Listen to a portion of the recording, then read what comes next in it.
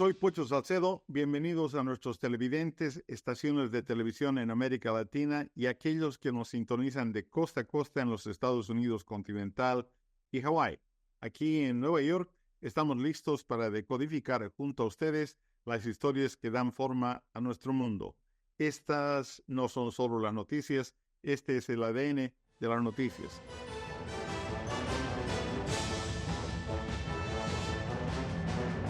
En octubre del 2023, el devastador ataque de Hamas contra Israel desencadenó una guerra brutal en Gaza.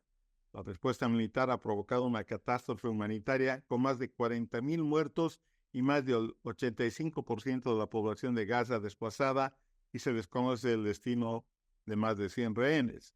Las negociaciones no han logrado un alto el fuego ni la liberación de rehenes. El conflicto se intensificó, involucrando a las milicias respaldadas por Irán, cuando Israel se enfrentó a Hezbollah en el Líbano y a los Houthis en Yemen. Irán ha disparado cientos de misiles directamente a Israel, e Israel ha ideado una respuesta contundente. Exploraremos las razones detrás de estos eventos y examinaremos si existen vías para una resolución duradera. Contamos con un experto de primer nivel hoy con nosotros. Doctor Aurel Braun, bienvenido al ADN de las noticias. Muchas gracias.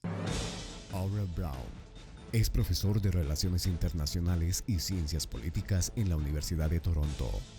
También es miembro senior del Centro de Estudios Euroasiáticos, Rusos y de Europa del Este y del Centro de Estudios Internacionales. Además, miembro y senador del Trinity College de la Universidad de Toronto. Braun ha sido nombrado 2 veces profesor visitante en la Hoover Institution de la Universidad de Stanford. Braun obtuvo su doctorado en Relaciones Internacionales en London School of Economics. El profesor Braun ha publicado extensamente sobre relaciones internacionales y estudios estratégicos, y es especialista en Derecho Internacional. Es autor y o editor de varios libros. Doctor Braun, es un gran honor tenerlo de nuevo en el programa. Como de costumbre, lo llevaremos inmediatamente a la parte más profunda de la piscina. La franja de Gaza, Líbano, Yemen, Irán e Israel parecen estar en un periodo de crisis en todo el Medio Oriente. Lo han estado durante mucho tiempo. ¿Cómo llegamos a esa situación? De hecho, es importante observar los detalles y también pensar de manera innovadora y observar el panorama general y todas las interconexiones. Entonces, si se me permite comenzar con la causa más próxima, que fue la horrible masacre perpetrada por Hamas el 7 de octubre de 2023. Y creo que a veces los detalles son importantes porque esto fue dirigido en parte contra los asistentes a una fiesta que celebraban un concierto pacífico, y la brutalidad fue tan terrible, la violación sistemática de mujeres, la quema de familias enteras. No solamente eso, sino las celebraciones, que ofendieron tan completamente la conciencia del mundo que el presidente Biden dijo que lo que hizo Hamas fue peor de lo que hizo o había hecho ISIS. Y Hamas también había prometido que si tuviera la oportunidad lo haría una y otra vez. Pero también debemos observar la reacción que tuvo lugar inmediatamente, porque el Quint enunció 2 principios cruciales. El Quint se trata de los 5 países más democráticos del mundo: Estados Unidos, Gran Bretaña, Francia, Italia y Alemania. Y la declaración que emitieron estableció 2 principios cruciales que no debemos perder de vista, porque creo que son esenciales para entender no solo lo que ocurre en el Oriente Medio, sino también en otras partes del mundo asoladas por la insurrección y el terrorismo. Y el primer principio que establecieron fue el siguiente, si me permiten citarlo: debemos dejar en claro que las acciones terroristas de Hamas no tienen justificación ni legitimidad y deben ser condenadas universalmente. Nunca hay justificación para el terrorismo. Ese fue el primer principio anunciado por los dirigentes de esas 5 grandes democracias. El segundo principio fue que Hamas no representa las aspiraciones del pueblo palestino. que jamás no ofrece nada al pueblo palestino más que terror y más derramamiento de sangre. Y este es el contexto crucial. Ahora también tenemos que entender que lo que ocurrió en Gaza y que este ataque no habría podido ocurrir sin el estímulo, el armamento y el entrenamiento proporcionados por Irán. Y por supuesto, Irán utiliza intermediarios. De modo que Hamás no fue un mero agente, tenía sus propias aspiraciones. Pero de modo similar, en el caso de Hezbollah, que atacó a Israel el segundo día, el 8 de octubre, es en gran medida un agente y en gran medida también ha destruido al Líbano y a los hutíes en el caso de Yemen. Y luego vemos a Irán, que está involucrado en todo tipo de partes del mundo. No solo apoya el terrorismo, la agresión contra los estados sunitas, contra Israel, también ha sido fundamental en el apoyo a Rusia, enviando miles y miles de drones asesinos a Rusia. Irán también está muy involucrado en América Latina, es un apoyo clave del régimen de Nicolás Maduro y lo hace todos los días del año. Hace poco emitieron declaraciones en las que no solo respaldaban la supuesta legitimidad de las elecciones, algo que ha sido cuestionado por casi todos los observadores democráticos, sino que también le decían al régimen de Maduro que debía mantenerse firme y acabar con toda la oposición. Esto viene del régimen iraní. Y eso es crucial, las acciones de ese régimen para entender lo que está sucediendo en otras partes del mundo. Muchas gracias. Eso nos da una visión general del problema y se lo agradezco. Con su ayuda, comencemos a analizar las perspectivas de las principales partes interesadas. Por ejemplo, Israel. ¿Cuáles son, en su opinión, los objetivos inmediatos y a largo plazo de Israel en respuesta a los ataques de Hamás y Hezbollah? ¿Y cómo influye la ideología del gobierno actual en su enfoque del conflicto? Ha planteado una pregunta muy importante que entraña una gran complejidad, porque en un nivel están los intereses generales del Estado de Israel, que se ha convertido en una democracia muy exitosa y próspera, y en otro nivel está el gobierno que no es especialmente popular, que cuenta con el apoyo de algunas fuerzas extremistas, lo que hace que a veces sea bastante difícil aceptar algunos pronunciamientos, al menos de algunos miembros de ese gobierno. Pero el principio general que guía a Israel ha sido el de garantizar la seguridad de sus ciudadanos, como lo haría cualquier democracia. Y no olvidemos que el 6 de octubre hubo un alto al fuego. No hubo combates en el frente de Gaza, no hubo combates en el frente libanés, y se rompió el alto al fuego. También tenemos que entender que en un conflicto, y la guerra es algo que las democracias a menudo no aprecian, porque hemos tenido la suerte de que en algunas democracias como Canadá y Estados Unidos no hemos sufrido invasiones directas, no hemos sufrido bombardeos directos. En Europa hubo algo llamado paz prolongada, al menos en Europa occidental. Por eso, cuando vemos una guerra suele ser algo diferente. Pero lamentablemente en una guerra la gente suele resultar herida. Los matarán y la pérdida de cualquier vida inocente es igual. No importa si se trata de la vida de un ciudadano israelí o de un niño de Gaza. Pero por eso, en la guerra, lo que resulta tan crucial es la intención, porque la intención de la guerra marca la diferencia entre la barbarie y la tragedia. Y una democracia tiene la intención de proteger a sus ciudadanos. Los movimientos totalitarios, los movimientos terroristas tienen la intención de destruir a otros. Y por eso es que las horribles masacres fueron ampliamente celebradas por los partidarios de Hamás en Gaza. Esto es lo que las hizo aún más horribles que la toma de rehenes, que implicó no solo tortura física, sino tortura psicológica de las familias. Las celebraciones de Hamás y lo que hicieron y de Hezbollah en Teherán, una vez más indican esta intención. Si Hamás hubiera tenido la capacidad, habría asesinado a todos los ciudadanos judíos israelíes. Si Hezbollah tuviera la capacidad, haría lo mismo. En una democracia no se celebra la muerte de personas inocentes. El objetivo es tratar de concentrarse en lograr ciertos objetivos estratégicos, es decir, la seguridad de los ciudadanos. Más de 60.000 israelíes han sido desplazados de la zona norte de Israel y no pueden regresar hasta que jamás sea desarmada o inhabilitada. Y esta es una de las cuestiones clave. Y aquí es donde entra el juego de la geopolítica. Aquí es donde tenemos una diferenciación de ideologías. Aquí es donde es tan importante distinguir entre una democracia. Y las democracias siempre tienen defectos. Y en cualquier guerra se cometen errores. Pero vuelvo a la noción de intención. Y aquí es donde hay una diferencia crucial. Y eso es lo que hay que entender, porque no entendemos que no somos eficaces en la lucha contra la gente como Vladimir Putin.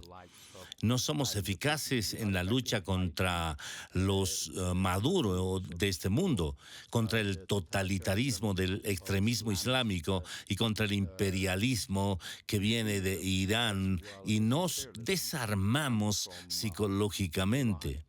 Y las democracias, por lo tanto, necesitan comprender tanto los imperativos internos como la necesidad de proteger vidas, pero también la necesidad de salvaguardar las democracias, de salvaguardar la soberanía.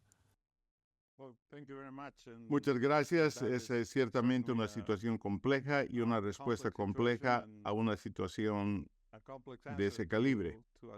¿Cuáles eran entonces los objetivos estratégicos de Hamás al lanzar el ataque en octubre del 2023? ¿Y cuáles son las probables consecuencias a largo plazo para los palestinos en Gaza y Cisjordania?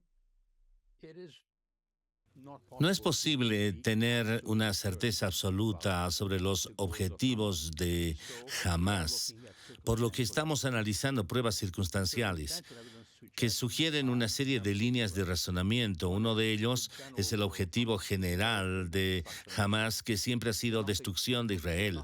No buscan una solución de dos estados, sino la eliminación de Israel.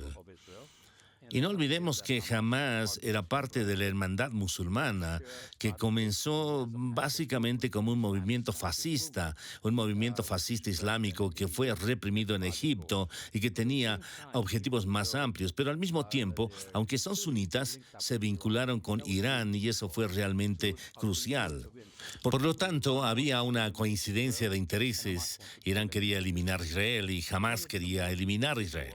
Puede que también hubiera un objetivo más inmediato, que Israel, tras los acuerdos de Abraham, en los que se establecieron relaciones diplomáticas con los Emiratos Árabes Unidos, Somalia y Marruecos, quería frenar la posibilidad de normalización de las relaciones entre Israel y Arabia Saudita.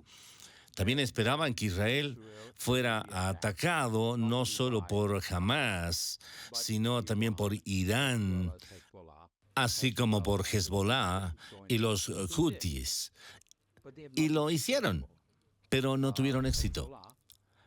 Hezbollah, que era considerado una entidad terrorista, pero que básicamente también controlaba el gobierno del Líbano, había destruido en gran medida el Líbano y devastado la economía libanesa, que Hezbollah tendría la capacidad de infligir miles y miles de muertes y decenas de miles de víctimas israelíes, porque tenía entre 150.000 y 200.000 cohetes. Se demostró que Israel logró derrotar esa organización en gran medida. Siguen lanzando cohetes, pero no a un ritmo que les permita cambiar el panorama estratégico. De hecho, Israel logró decapitar a casi toda la cúpula de Hezbollah.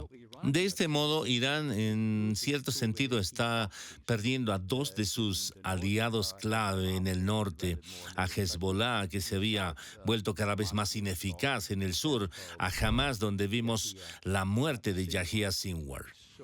Por lo tanto, Irán lanzó ataques directos contra Israel y también utilizó a los Houthis Y este es el panorama estratégico más amplio en el que tenemos la aspiración de Hamás de detener la normalización de las relaciones entre Israel y los estados árabes, los estados árabes suníes que habían estado procediendo a conseguir que su patrón, Irán, junto con otros representantes de Irán, los ayudaran a destruir a Israel. Hasta ahora no lo han logrado, pero sin duda han causado daños terribles y al seguir manteniendo rehenes pueden infligir un enorme dolor psicológico a Israel. Bueno, vamos a una pausa. Muchas gracias. Acabamos solamente de empezar a dar los primeros pasos para explorar toda esta situación. Volveremos enseguida para hablar más sobre lo que llevó la situación, las consecuencias y las razones por qué estamos donde estamos y el papel de los principales interesados en esa región.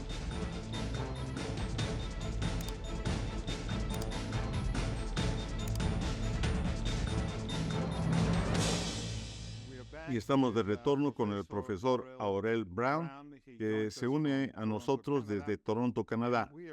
Estamos explorando las causas profundas de la situación actual en Oriente Medio, en particular Israel y sus vecinos y otras fuerzas que están impactando en esa zona. Doctor Brown, permítame preguntarle sobre Irán. ¿Cuál es el interés estratégico de Irán en el conflicto actual y cómo ve su relación con sus representantes y otros aliados en todo el mundo? Creo que es importante entender que Irán está impulsado tanto por una ideología extremista como por ambiciones imperialistas. La ideología extremista es absolutamente fanática. Se trata de una teología que ha provocado una tremenda opresión en el pueblo iraní y este régimen es en realidad muy impopular. Si hubiera elecciones libres, es poco probable que en unas elecciones verdaderamente libres este régimen iraní pudiera mantenerse y por eso no tienen elecciones reales. Eliminan a candidatos que realmente desafiarían al régimen y a menudo este tipo de regímenes logran mantenerse en el poder considerando las amenazas externas como una forma de distraerse de los fracasos que han cometido en el plano interno. Irán no es una excepción. Es algo que se puede sacar de la caja de herramientas de las dictaduras, pero Irán, que era Persia, también era una gran potencia imperial. Por eso pueden recurrir a estas nociones históricas de que deberían ser una gran potencia, de que deberían ser un país nuclear, de que deberían controlar la región. Lo que se puede ver es que Irán también está tratando de establecer un arco de control chiita. Controlan Irak en gran medida debido a los fracasos de la intervención estadounidense. Habían apuntalado al régimen de Bashar al-Assad y lo habían hecho muy dependiente de Irán. A través del Hezbollah controlaban el Líbano. Están perdiendo parte de ese control, pero aquí es donde Irán ha tratado, en cierto sentido, de intimidar a los estados sunitas y controlar a otros para tener ese arco de control. Y también están vinculados con Rusia, porque reciben apoyo en términos de armamentos, de tecnología, suministran a Rusia muchas cosas y ahora también China. Así que estamos analizando la ideología y estamos analizando la geopolítica y por eso Irán no querría ver ningún tipo de reconciliación entre Israel y los estados sunitas. Y los acuerdos de Abraham representaban una tremenda amenaza para Irán, así como para Hamás y Hezbollah, porque un acuerdo dentro de Israel y Arabia Saudita, por ejemplo, sería revolucionario. Ya vemos que los acuerdos con Marruecos dieron sus frutos. Algo casi inconcebible es que Israel esté suministrando ahora armamentos importantes a Marruecos, que es un estado árabe. Israel tiene buenas relaciones con Somalia y demás, y eso es lo que quieren detener. Vemos todo este tipo de tensiones que son impulsadas por el carácter del régimen iraní. No debemos olvidar que antes de esta revolución islamista que ha traído tanta tragedia, no solo a la región, sino al pueblo de Irán, Israel, por ejemplo, tenía excelentes relaciones con Irán. Por lo tanto, no es natural que exista este tipo de hostilidad. Es algo que surge del carácter de este régimen. Y es por eso que a menudo, si tenemos que entender las acciones externas, también tenemos que observar las fuerzas motrices internas, como el caso de Rusia, para entender a Vladimir Putin y por qué se está comportando de esta manera tan agresiva. Es importante entender que utiliza las aventuras externas como una forma de distraerse de los fracasos internos. Y es por eso que este tipo de dictaduras son tan peligrosas para sus vecinos y para la región. Entonces, se está diciendo que las posibles consecuencias del conflicto, si no suceden como desea Irán, serán perjudiciales para su influencia en la región y quizás incluso en todo el mundo. Por supuesto. Y puede ser que Irán haya calculado mal, pues ha invertido mucho en estos intermediarios. Había contado con el éxito de esos agentes y dos de ellos han resultado muy dañados, Hamas y Hezbollah, lo que significa que tienen menos herramientas en su arsenal. Y la reputación y la percepción en las relaciones internacionales son muy importantes. Y es por eso que Irán intentará, en cierto sentido, reajustar sus políticas para intentar restablecer la credibilidad, lo que hace que la situación sea aún más volátil y peligrosa. Y es por eso que vemos que Irán actúa no solo en la región, sino también en otras partes del mundo para aumentar su prestigio y poder afirmar que es influyente. ¿Qué está haciendo exactamente Irán con Maduro? Está en un lugar lejano. Uno pensaría que no debería haber mucho interés. Y sin embargo, han invertido una gran cantidad de tiempo, esfuerzo y dinero, francamente, para apoyar a Maduro y otros regímenes de extrema izquierda, porque esto da la impresión de poder. Usted mencionó antes los acuerdos de Abraham. ¿Qué papel pueden desempeñar las naciones del Golfo en la desescalada del conflicto y en fomentar un diálogo constructivo entre israelíes y palestinos, o no tienen ningún papel en este momento? Si me permiten, intentaré deconstruir esa importante pregunta que usted ha formulado, porque tienen varios componentes. En un nivel, en términos de paz, pueden desempeñar un papel muy importante y lo están desempeñando. Observarán que los acuerdos de Abraham no se han derrumbado en esta situación tan estresante, más de un año de conflicto, lo que nos indica que todas las partes que forman parte de estos acuerdos han comprendido que tienen un fuerte interés personal en ellos. Y es la mejor fuente de estabilidad que nos dice que estos acuerdos fueron orgánicos. No fueron simplemente acuerdos artificiales, sino que reflejaron intereses nacionales genuinos. Y ese es un avance crucial, porque significa que los estados del Golfo comprenden que Israel es realmente una parte integral de Oriente Medio que no va a desaparecer. Es una fantasía que el régimen de Irán o Hamas puedan tener y que en consecuencia han mantenido esa relación y es posible que este acuerdo se amplíe. Ahora bien, la segunda parte fue la desescalada y es una palabra que se utiliza con frecuencia. A todos nos gustaría ver el fin de la pérdida de vidas civiles inocentes. Creo que cualquier ser humano decente aplaudiría eso. Pero también nos enfrentamos a la dura realidad de la guerra y a la dura realidad de los conflictos internacionales. Y es que si se reduce la tensión, ¿se reduce exactamente a qué? ¿Se reduce a una paz estable o duradera? ¿O se reduce la tensión de manera que Hamas o Hezbollah puedan reconstruirse en 4 o 5 años, donde Irán pueda restablecer la eficacia de sus representantes, puedan volver al mismo tipo de actividad, algo que jamás ha indicado que estaría muy dispuesto, como señalé, a hacer una y otra vez? En este caso, la desescalada no significaría lo mismo en términos de eficacia.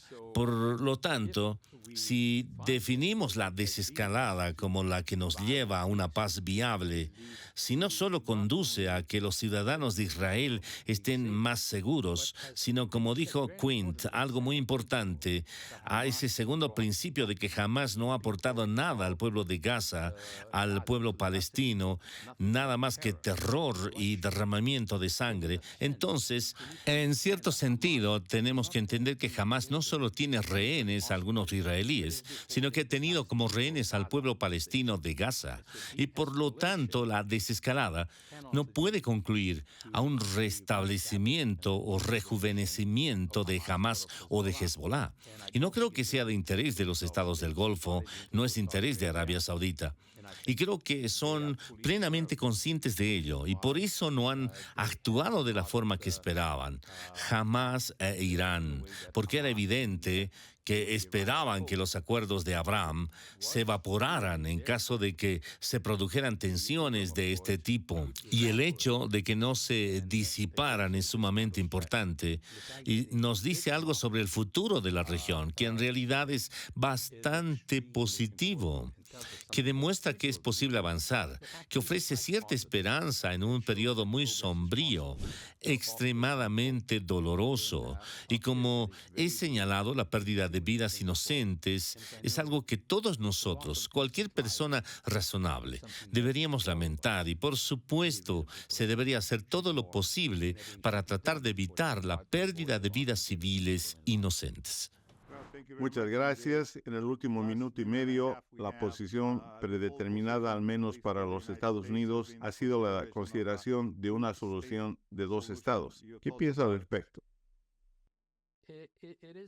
En principio es una idea muy atractiva, pero la realidad es que es necesario que todas las partes se comprometan a ello.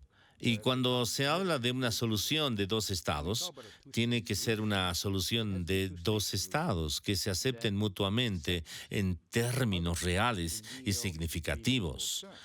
Este tipo de solución de dos estados sería realmente posible. Pero para llegar allí es necesario construir desde abajo, no desde arriba. Muchas gracias, profesor Brown. Siempre es un honor tener en el ADN de las noticias. Sabemos que nuestros espectadores en los Estados Unidos y en Latinoamérica disfrutan de estas conversaciones y recibimos excelentes comentarios cada vez que aparece en el programa. Muchas gracias y esperamos tenerlo de regreso pronto. Bueno, muchas gracias por tus preguntas tan bien fundamentadas. Gracias.